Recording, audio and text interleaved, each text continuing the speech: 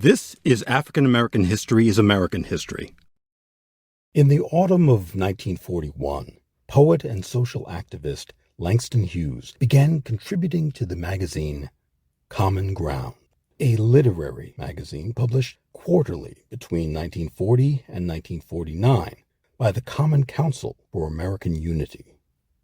Their goal was to further an appreciation of contributions to U.S. culture by many ethnic and religious groups. Langston Hughes would become the magazine's most frequent contributor. He was an active member of the magazine's advisory editorial board until the magazine ceased publication in 1950. In 1944, Hughes wrote an article for Common Ground titled, "White Folks Do the Funniest Things." It was a humorous essay. White Folks Do the Funniest Things was a satirical look at the numerous incidents of Jim Crowism, which inspired more amusement than anger in the writer. In 1945, the radio program New World A-Comin' devoted an entire episode to Langston Hughes' essay.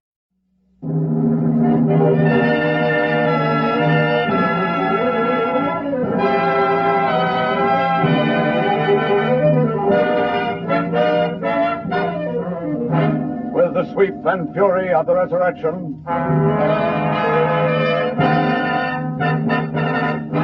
There's a new world a-comin'.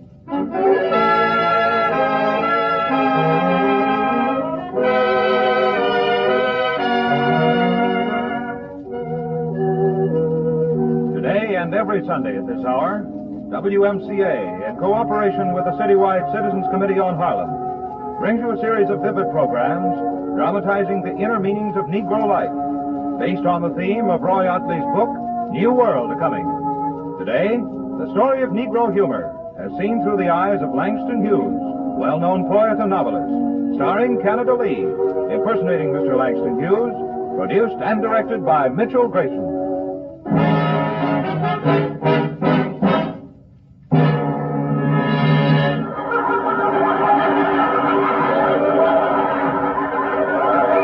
Negroes laugh at many of the same things white Americans do, but they also laugh for different reasons at different things.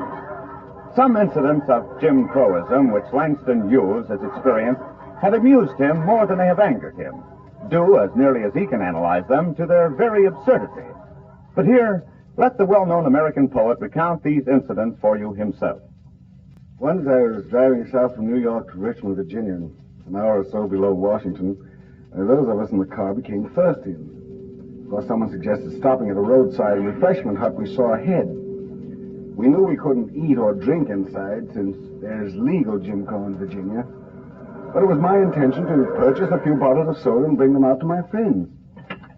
I stopped the car, got out, and walked toward the front door of the hut. It was a screen door with a brass handle on it. As I approached, I saw a poorly dressed old Southerner, the proprietor, holding the door on the inside.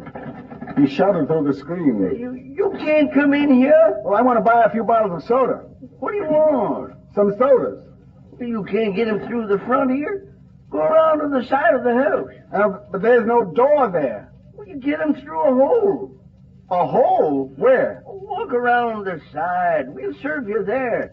We got a hole there cut out for Negroes.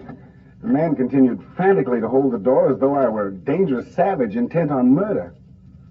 I went around the side of the little frame building, and there, sure enough, was a square hole cut in the wall through which colored people were served. I didn't buy, but I had to laugh. Who could help it?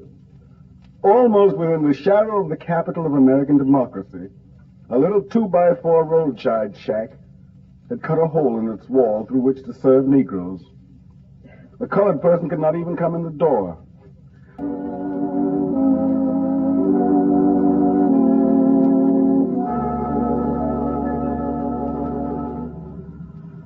Another time in Savannah, Georgia, I wanted to buy a copy of the Sunday New York Times and could find it nowhere in town except at the railroad station. Train, leaving for track 4 for Jacksonville, St. Augustine, Palatka, New Smyrna, Daytona, Palm Beach, Fort Lauderdale, and Miami. East Coast train leaving from track 4.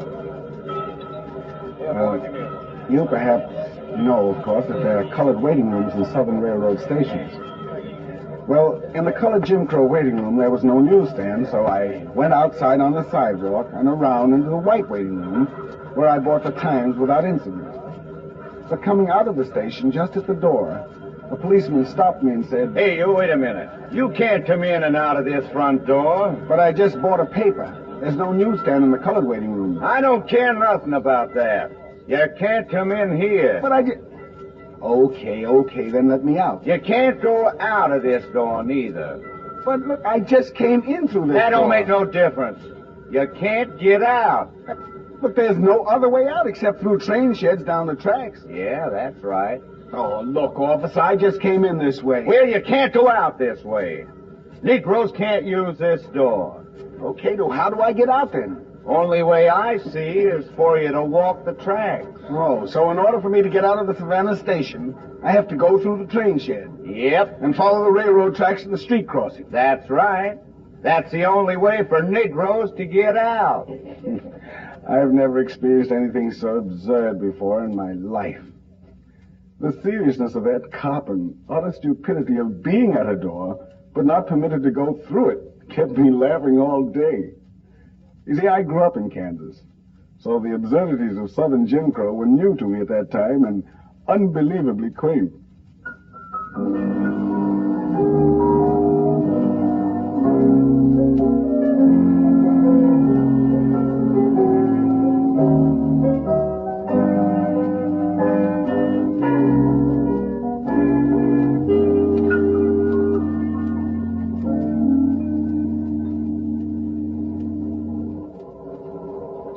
Once, when I was about 18, I was coming up from Mexico City to attend school in Cleveland. I went into the diner one evening as the train was heading north through Texas. I was seated alone when a man came in and spoke to the steward. Steward? Yes, sir? I want a table. Yes, sir. Right here, sir. No. I don't like the corner tables. They're right over the wheels. Give me a table in the center of the car. Very well, sir. As you wish, sir. Waiter. Yes, sir. A menu, please. The man sat down opposite me at my table. He started to look at the menu. A few moments later, he stared at me with a look of utter amazement. Suddenly, he jumped up as though he'd been shot and cried, Why, you're a Negro, ain't you? God, let me out of here. and he fled from the dining room as though he had sat down in front of a lion by mistake. I'm still laughing at the incident, and I suppose the waiter who saw it is still laughing, too. As many Negroes as there are in Texas, what is there about one at a table in a public dining car that can so startle a white man that he runs away wild-eyed without his meal? Certainly the comedy of Jim Crow in action often outweighs the tragedy of so pathetic a mind as that man possessed.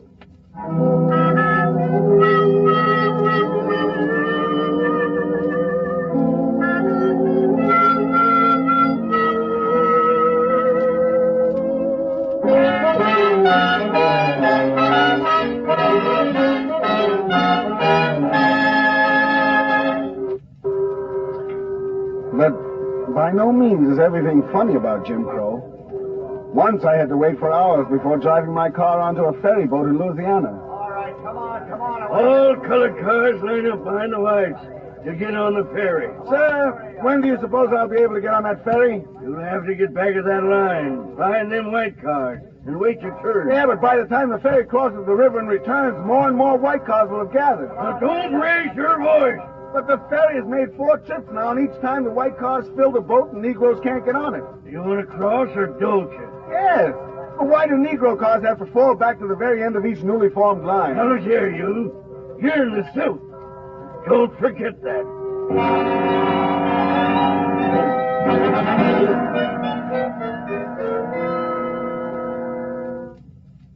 That was not funny. I was due to a lecture at a college 100 miles away that night, and I wanted to get there on time. Jim Crow caused me to be late. It's like that now, soldiers tell me, in regard to bus service for colored army men at some southern camps. If the white soldiers fill the bus, the colored soldiers must wait for the next one. By the time another bus comes, enough white soldiers have gathered to fill it too. So again, the Negroes must wait. And thus it goes, until sometimes the colored soldiers never get to town at all that night. Their passes run out with them still waiting at the gates of the camp for space in a bus. That, of course, is not funny either. Soldiers writing home about these insane inequalities at Democratic Army camps don't seem amused.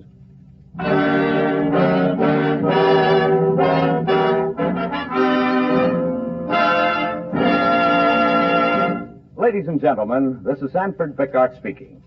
For those who may have tuned in late, may I say that you're listening to stories by Langston Hughes, which were published in an article entitled White Folks Do Some Funny Things, with Canada Lee impersonating the author. Now, returning to our story, or should I say stories, here is one that was told to Mr. Hughes by the late Robert Russa Moten, former president of Tuskegee, world's largest Negro school. Dr. Moten once told a story of the student assembly when I was present. Before I retell it, I think certain factors should be explained. In the South, if a white woman were to be seen shaking hands with a Negro, the Negro might very well be whisked off to jail and tried on all sorts of false charges. That is the unwritten law of the South, and that is the fact. Well, Dr. Moten said that he'd just come down from the North and that he'd taken a Pullman as far as Atlanta, Georgia. When he stepped from the Pullman in the early morning in the Atlanta station, he suddenly heard a woman cry out. I'm falling!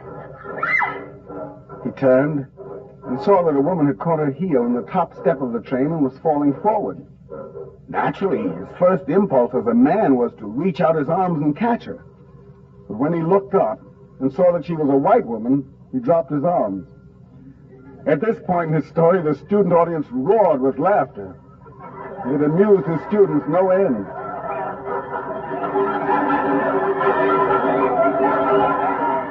Every one of those kids knew that for a black man to catch a white woman in his arms in Atlanta might mean a lynching party. Naturally, Dr. Moten dropped his arms. The woman landed head first on the concrete platform, and Dr. Moten lived to tell the tale.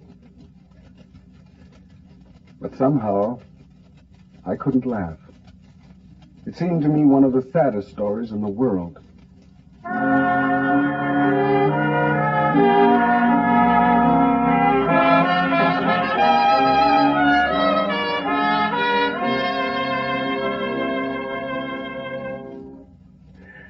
The colored papers not long ago carried an item colored people read with laughter. It seems that, well, on one of the Jim Crow cars in the South, crowded as they are, white conductors and news vendors often take up a whole pair of seats with their paraphernalia, to the exclusion of Negro passengers. There were two colored soldiers standing in the crowded aisle, and one said to the other, Boy, am I getting tired. Yeah. We've been on our feet 4 hours now. Yeah, man. Sure tough making these long jumps. Yeah. Hey, wait a minute. Why don't we put those magazines and conductor box on the floor? Man, that's a good idea. Then we can sit for a while. The conductor wouldn't mind. Yeah, let's take this here and put it down over here. Yeah, now be put careful that of that, all there. right? Now then, put that over there. Now I'll sit over here and you sit over Boy. here. Ah. Boy, is this seat good. Yeah, sure good to get a seat. I'm going to hang up my coat and get real comfortable. Hey, say, be careful, man. Don't touch that cord. What cord? Well, that cord there. If you touch that, that makes the train stop. I ain't touching no cord. Oh, okay, man. Well, sit down. Say, how comes you know so much about that cord? Oh, I used to work in a railroad station, Red Cap. Oh, that's before I got in this here Army uniform. See, if you pull that cord once, that makes the train stop. And if you pull that cord twice, that makes the train go. Hey, you. Get off that seat. What? Oh, why should we get off this Oh, seat? we just sit down. Here. I'm the conductor, and I said get off that seat. But we got tired standing up. Oh, yeah, we are tired. Didn't you see I had my box on that seat? Yeah, we put it down here on the floor. It'll be all right. Nobody will touch it. Get off that seat. Put that box back where you found it. Oh, you was being unreasonable, man. We are tired. If you don't do as I tell, I'll stop this train and put you off. Hey, he pulled a cord. Hey, look here, Mr. Conductor. What you want to do that for? You're bad Negroes. Now get off the train. Oh, we is due back at camp in the morning. We ain't gonna be no AWOL. I tell you, you're gonna get off this We train. ain't getting off. We's going back to camp, but you was getting off, not us. Open that door, buddy. What are you doing? Yeah, Come on. Hey, he's off. Pull the cord twice. Yeah, I got him. All right, quick. Okay, I got him. Okay. That's it. Yeah, there you go. Close the door. Oh, boy, that's it close. Hey, see? The train's moving. Yeah.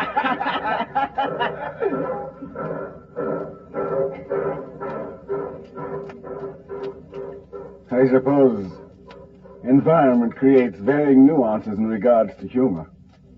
Certainly there's nothing funny about a man being thrown off a train in the middle of the night. Not if he's a good man. But that particular conductor, in Negro eyes, was a devil. And everybody enjoys seeing a devil get his due.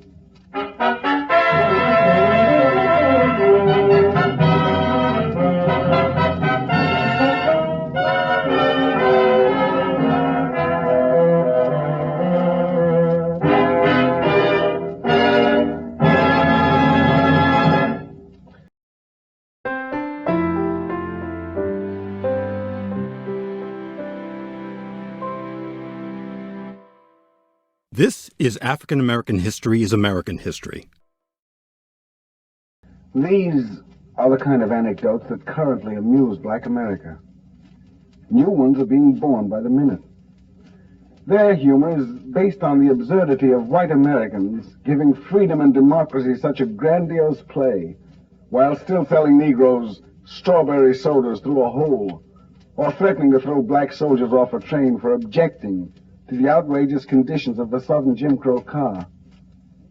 Negroes think democracy's left hand apparently must not know what its right hand is doing. Yes, white folks do the funniest things.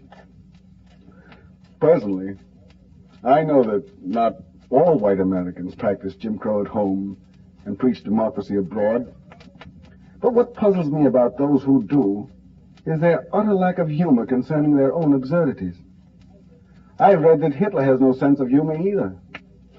I suppose the greatest killers can't afford to laugh. Those most determined to Jim Crow me are grimly killing America.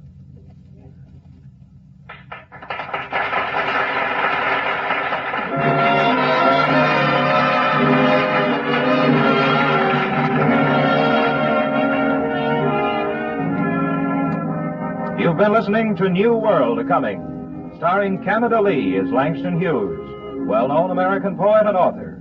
In a dramatization of Mr. Hughes' story, White Folks Do Some Funny Things, adapted for radio by Roi Ottley, and produced and directed by Mitchell Grayson. Members of the cast today included Fred Carter, Roy Allen, Sanford Bickert, John Adair, Tom Hoyer, and Beatrice Melliker.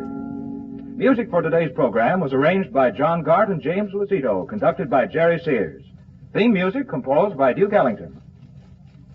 Next week, New World A-Coming will present one of the most exciting programs in this series, titled Report from the Western Front, gripping eyewitness stories of Negro troops in action with General Patton's armored tanks now rushing head-on toward Berlin. If you'd like to obtain tickets for this broadcast or future broadcasts of New World A-Coming, write to station WMCA, 1657 Broadway, Zone 19, New York City, and they will be forwarded to you at once. Your announcer, George Willard. This was a public service feature of WMCA.